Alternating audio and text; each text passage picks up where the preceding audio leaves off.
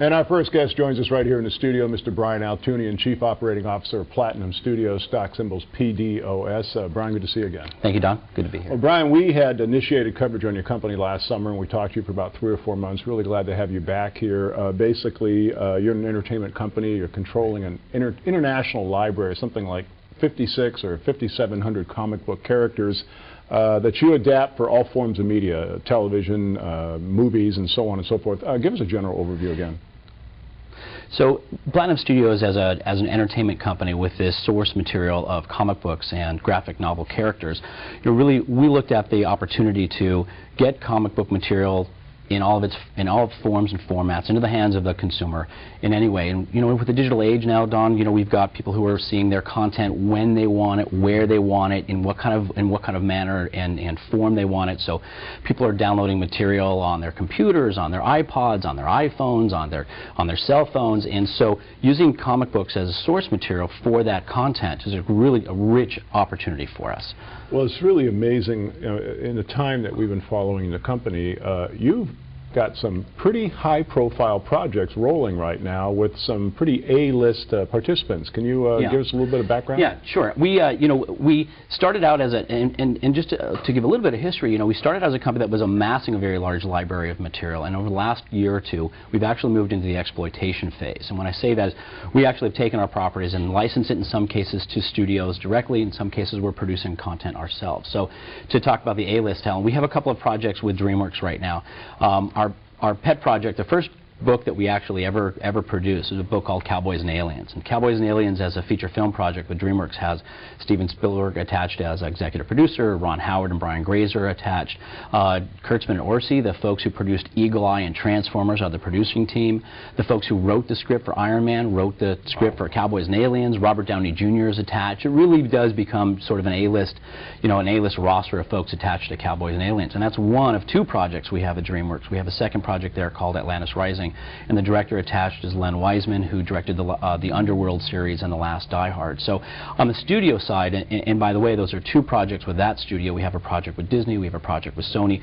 We've taken our material and licensed our comic book properties to the studios for production, using them as the as the big gorilla and as the distribution outlet.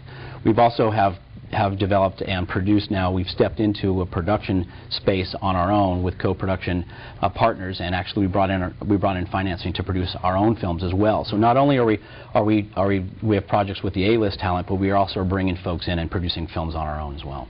Now, you might want to remember this face and this name, Brian Altounian, because probably, 2 or 3 years from now, you're going to be one of the guys where they get up to accept an Oscar. It's like 12 of you, and only one gets to speak, and you'll be standing in the back going, yeah, I got one too. Right. I'll say, hey, Don. The company's Platinum Studios, PDOS, the stock symbol. You can call us from anywhere in the world, 888-259-4449 for free information in the mail. Now, we had you on the program a couple, 3 weeks ago. It was like 2 days after Mardi Gras. You were in New Orleans. That's right. Principal photography had begun on your feature film Dead of Night. Tell us about that experience. Right, and I was actually standing in front of the set. I don't think it was dressed at the time, but that was one of a crucial scene in the middle of the movie. Dead of Night is a project we're doing with Hyde Park Entertainment. They're an international sales company, and we have Brandon Routh, who starred as the Last Superman, and Anita Bream, who is in Journey to the Center of the Earth, as our leads. Tay Diggs has joined. We're actually going to be announcing, actually should be today, a number of familiar faces that have come on board, and it's a story. It's actually, I will say this about, just to be clear, when people think comic books, initially they think Iron Man, Batman, Aquaman, Spider-Man. Really, Platinum Studios' library consists of characters that span all genres. Okay. So while we do have some superheroes, our idea is depth of character, depth of story, and so Dead of Night is a story based on an Italian comic about a private eye, if you will, who's in the world of the undead, so zombies and vampires, and but it's really about the character Dylan Dog, and again, a very popular character in Italy and very popular overseas. And so our goal as a company is to create franchise pictures based on really strong characters and really strong storylines, and Dead of Night, based on the comic character Dylan Dog, is the first project that we're producing. We hope it's the first in a line of many for that for that franchise. Well, it's interesting because so many things that have become phenomenons in America, which is the largest entertainment market in the world, have had their origins in Europe and other parts of the country. So that's a tried and true formula, so to speak. Absolutely. And being in the entertainment industry, as you've been talking about the economy and what's happening in the economy, the other thing that's interesting to keep in mind, we've always talked about entertainment industry being fairly recession-proof, but January and February of this year, we saw record box office performance. You see video game sales skyrocketing. So, it really is about, getting it's still the cheapest form of entertainment for a family is to go out and be entertained, whether they're watching TV or they're going to the movies or they're playing video games. And so having, again, a breadth of characters and a breadth of a library that can entertain and bring new elements to an American audience is our #1 goal. But with a global perspective, the idea is to go beyond the U.S. borders and hopefully have a success. And I've always said that, because where else can you go and occupy yourself for 2 hours and be entertained for about $9 or $10? That's You're right. absolutely right. Comic book characters in Hollywood, especially in the last several years, have really become like a hand in the glove, haven't they? Absolutely. And believe it or not, if you go back 50 years, comic book properties are still the #1 or #2 source of material as far as box office success is concerned. Okay. We had our founder, Scott Rosenberg, found the Men in Black comic book, and a lot of people didn't know that was a comic book, but it turned out to be a billion-dollar franchise for Sony. And again, the key is comic book materials, amazing franchise capability. So Dark Knight, which has now surpassed $1 billion in worldwide box office, that's the 7th Batman movie that we've had out there. So Iron Man 2 is going into production this year. Spider-Man has had obviously a lot of success as a franchise. So yeah, comic book material is a source of Hollywood, great Hollywood box office blockbusters. That's a mouthful. Really, it's a phenomenal source, and we hope to ride right on the coattails of that. Now, the first time we had you on MoneyTV last summer, we did something kind of neat. We watched the countdown of the launch of a website that you folks own, Wowio.com. How are things going with Wowio? It's good. It's interesting because, as we're seeing this, really it's the digital age and the digital delivery of content. We're seeing newspaper sales and print sales fall. Wowio gives us an opportunity to participate in the distribution of print material now globally, again, via the internet. So Wowio, for us, was an opportunity for us to distribute our own comic books, but really we've become a source of delivery for independent comic publishers all over the world.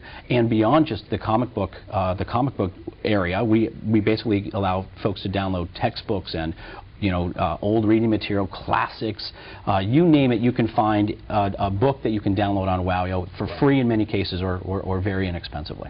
Now, we talked about the economy, and we talked about that entertainment business is kind of recession-proof, at least at the box office. How about on the other end, on your side? Is it more difficult to attract financing for projects in this kind of economy? Yeah, I think that it definitely has an impact. I will say this, though, we were able to close financing on this Dead of Night project. We just closed it in February in a very tough market. So I think, first of all, it speaks to our tenacity. It speaks to who we are and what we're up to in this space. But I also think that with the right mix of people involved in the project and also really what the global perspective looks like, ancillary markets, getting investment dollars to this space can be done if you create an opportunity for a win-win across the board. Financiers, at the end of the day, banks have to lend money, Don, as you know. They have to put that money to work, and they're looking at where they're mitigating their downside risk. They look at how they're going to get some kind of return, and that's what they're looking at the entertainment industry. Still, with a waterfall of ancillary revenues coming in the door, it's still,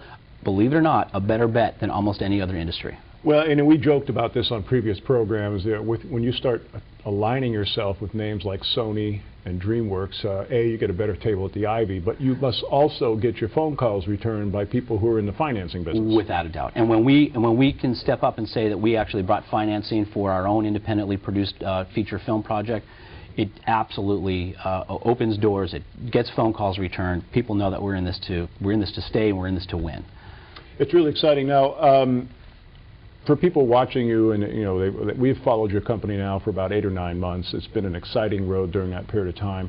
For people who are seeing you for the first time, and for those who have been watching you, why is it a good time right now, March going into April, for people to take a closer look at this company? You know, it's a great question, and I really think, you know, when, especially as people are looking at their own portfolios dropping, where they're going to put their discretionary income, where they're going to look at where there's a value opportunity.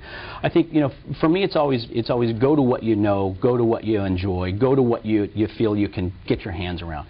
Entertainment industry, it's a global experience. People want to go, and it's beyond escapism. It's about, you know, touching and being touched by stories and storylines and you know, cultures around the world. Okay. Comic books as material for, again, feature films and television and video games and in the digital world. It's something that everybody gets because everybody sits in front of the television. Everybody goes to the movies. And so as a value opportunity, I think, and again, all CEOs will tell you that their companies are undervalued on the market. Mm-hmm. I think in this particular space, especially at this particular time, you know, the golden age of Hollywood was born out of the Great Depression.